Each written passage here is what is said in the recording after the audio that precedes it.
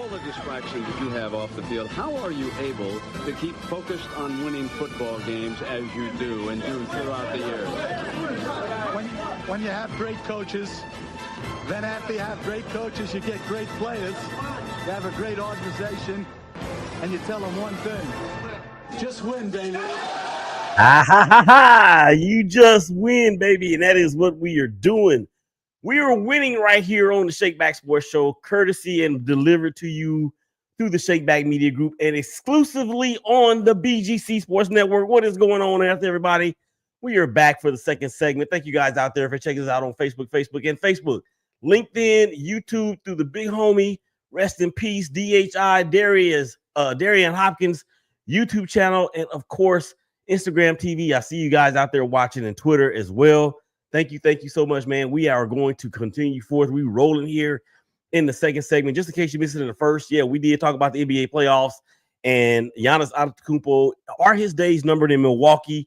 Damian Lillard, the big homie from the town, of course, he is out, going to be out for the next foreseeable future with the torn Achilles. He had surgery, I believe it was on Friday, to repair that ruptured Achilles, and we know that is a year-long recovery. So we are praying for him that he gets back real soon. All right, Big Day, just in case you missed it, or I'm sorry, this second segment, it is being brought to you by Lake Crest Casino and Hotel. Are you looking for a relaxing getaway where you can play all day and escape the tedious grind of life? Then plan your getaway today at Lake Crest Casino and Hotel, Ardmore's premier gaming destination. Let the winning begin, featuring more than 1,000 of the latest games, plus an array of amenities. I like that word, array. Amenities including an incredible restaurant, exceptional retail experiences, and a resort-style pool. Lake Crest offers you everything you need for an unforgettable escape and a winning experience. Book your stay today or tonight or tomorrow, or just do it, please. And go in all in one on the area's most exciting destination, Lake Crest Casino and Hotel. Visit lakecrestcasino.com. Again, that is lakecrestcasino.com. All right, so let's get back to the NBA real quick, as round 2 will be here by the time the weekend comes and goes. And as I was saying in the first segment, rather, regarding Giannis Antetokounmpo and his load management stuff and all of that, I just think it's an atrocity that the rules have to be. There's certain rules that have to be put in place to incentivize anything, whether it's government, whether it's athletics, whether it's whatever the case may be, in no uncertain terms that I'm talking about in certain situations. And I'm not going to get political because I can really go there and spend the rest of the show on that, but I'm not going to do it. So congratulations to the Knicks and the Celtics, as well as the T-Wolves, for moving on. And we'll see what happens in the West as they are still battling it out there between Golden State, Houston, and the Lakers. And I'm sorry, the Clippers. The Clippers. I wish it was the Lakers. The Clippers and the Denver Nuggets. Okay, let's get to some NFL, because the last time I talked to you guys on the ShakeBack Sports Show was obviously after the first round, and we had a great time at the Turkey Den over in Fort Worth for our draft night coverage. And so obviously I have not had a chance to talk to you guys about the slide that everyone will remember with Shedeur Sanders as I sit up in my chair, because I got some things to say. Number one, there's no way, and I mean absolutely no way, that Shedeur Sanders was the 5th best quarterback in this draft. No way.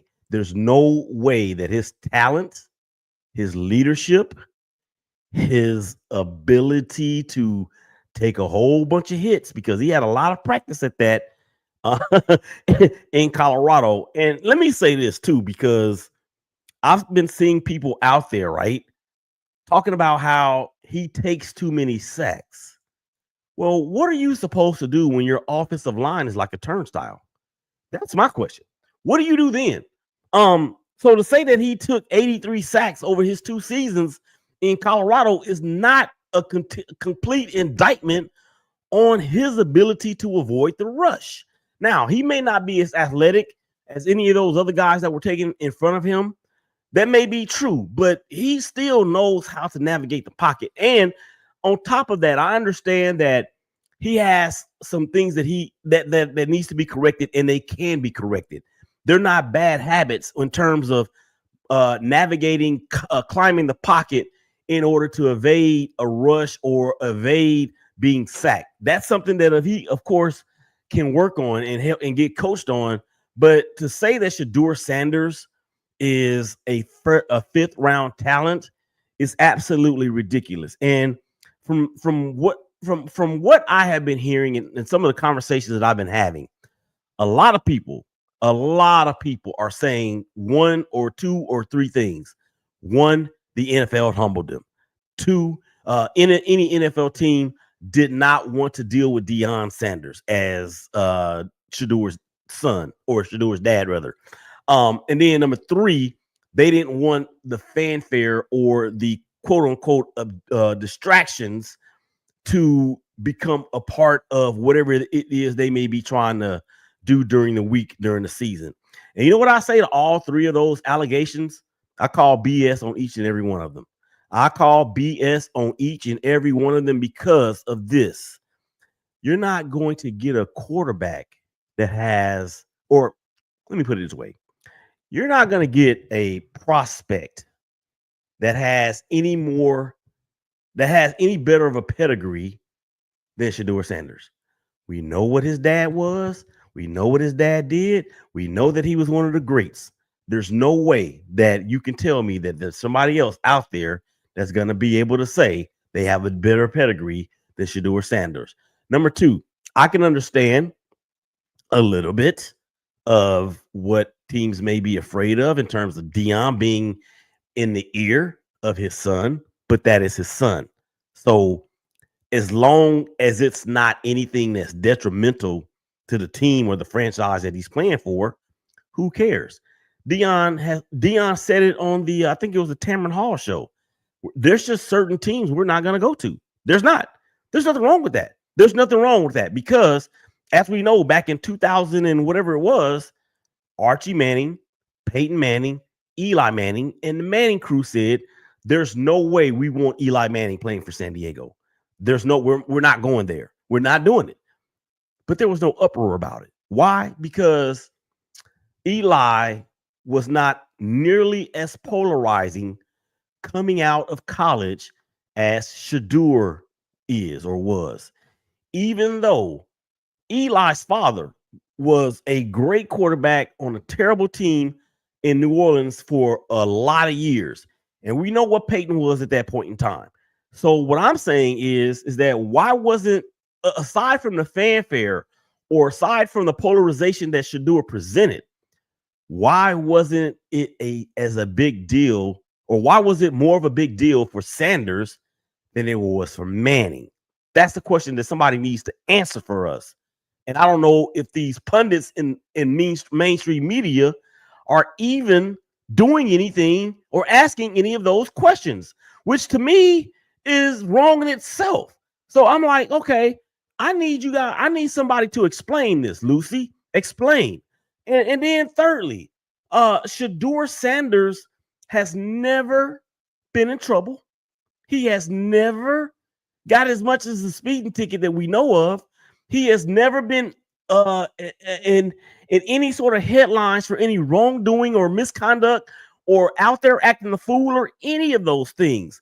So you have a clean record in terms of getting in trouble or being in positions to be in trouble. None of that has happened with Shedeur Sanders, but we know what it was for Johnny Football, Johnny Manziel. Not Johnny Manziel. God dog, it was Manziel. Okay, from Texas A&M, the quarterback that this same Cleveland Browns took in the 20-something pick a few years ago. Johnny Manziel, that's it.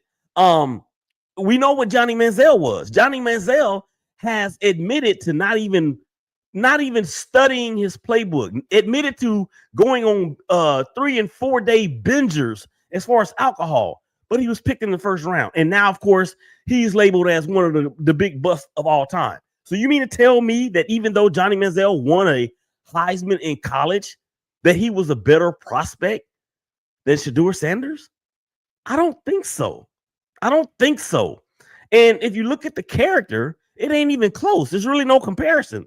So what I don't understand is why the vitriol, why the hate, why so much dissension towards Shedeur. Well, the answer is this: it ain't Shedeur, it's Deion, because you have a lot of people out there that still hate Deion for whatever reason. They say Deion is too flashy. They say Deion is too this. They say Deion is too out there. They say Deion's personality is too big.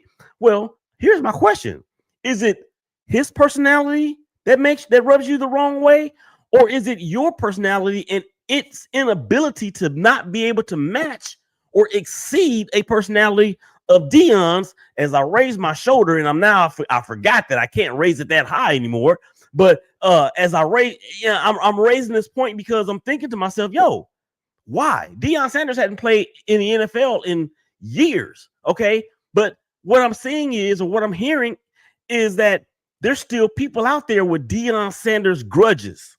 And I don't understand it. Well, I kind of do, because I held a grudge for the New England Patriots for 25 years after what happened in the fumble game, but that's another story for another day. So I do understand. But what I'm trying to get to is this, is that let the young man be the young man.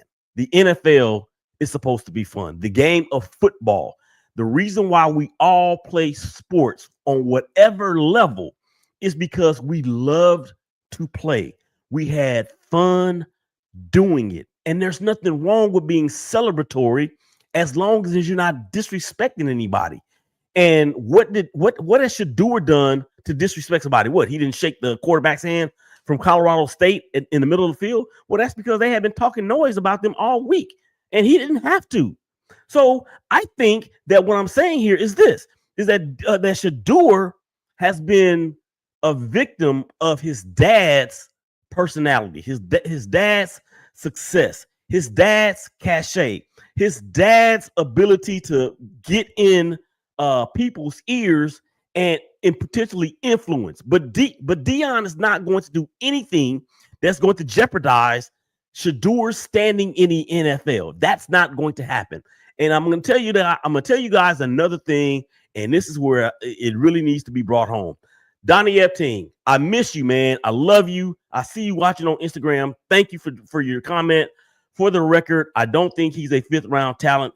He was a 2nd round at worst. If the interviews with the teams didn't go well, that hindered his draft status. Teams talk. That may be true, and it is true. And we have had rumblings of that.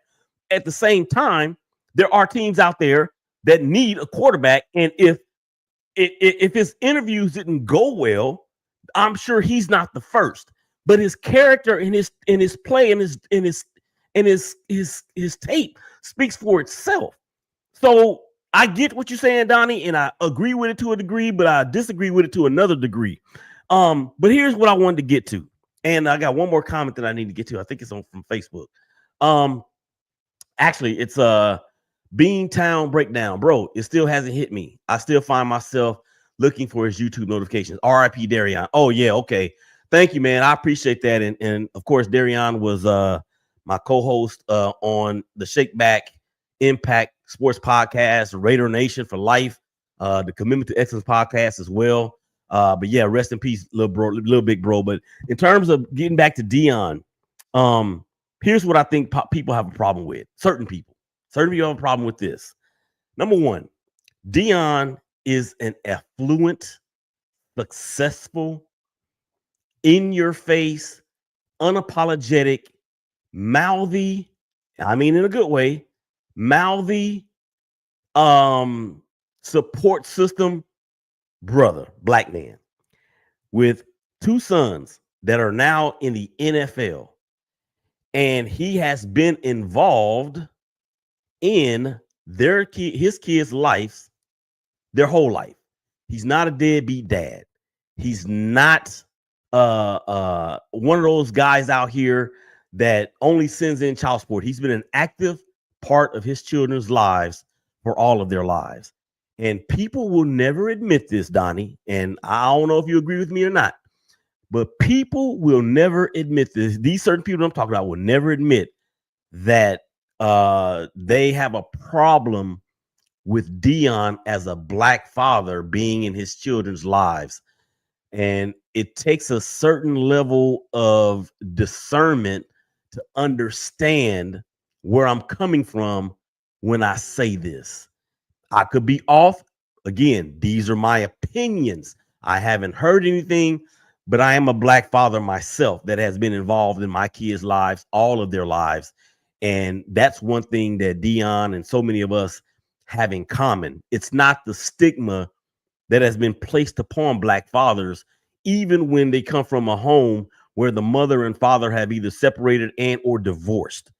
The thing is that Deion can still be a beacon of light for brothers like us and a whole lot of other brothers that's even still married to their kids' mom, to be an example of what it's like to be a dad that is involved.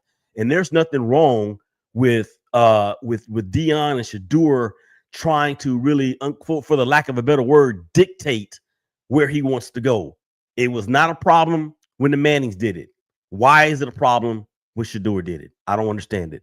All right, that's enough on Shedeur and Deion and the Browns. And at the end of the day, the Browns got a good quarterback, and their quarterback room consists of a 607-year-old Joe Flacco. It consists of some other dude who I don't know.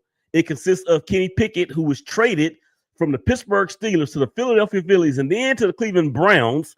And now Shedeur and Dillon Gabriel. And Dillon Gabriel, yeah, he was a good quarterback at Oregon. He led them to the college football playoff where they got stomped by Ohio State. But there's no way you could tell me that Dillon Gabriel is better than Shedeur Sanders. But at the end of the day, they've got their needs addressed at quarterback. They think. So we'll see what happens going forward. And for Travis Hunter, who in all intents and purposes was slated to go to Cleveland, and they traded down. I think Cleveland, when they picked Mason Graham, there are a lot of people. There are a lot of people to include Sapphire Blue, co-host of the Locker Room Readout right here on the BGC Sports Network, 9s and 3s, 10s and 4s. Also Chris Murray and Irie Harris on the same show. They were like, Mason Graham, are you really going to trade down and get Mason Graham? Mason Graham is an undersized defensive tackle from the University of Michigan, or as they say, that school up north. But Mason Graham is a game wrecker in the middle of that line. I think if he's able to maybe put on a couple of pounds and get a little stronger and be able to play that D tackle position, that'll open up more opportunities for the great pass rusher on the other side. And that, of course, is, I can't even think of his name. What's his name, Donnie Ray? What's his name, Donnie?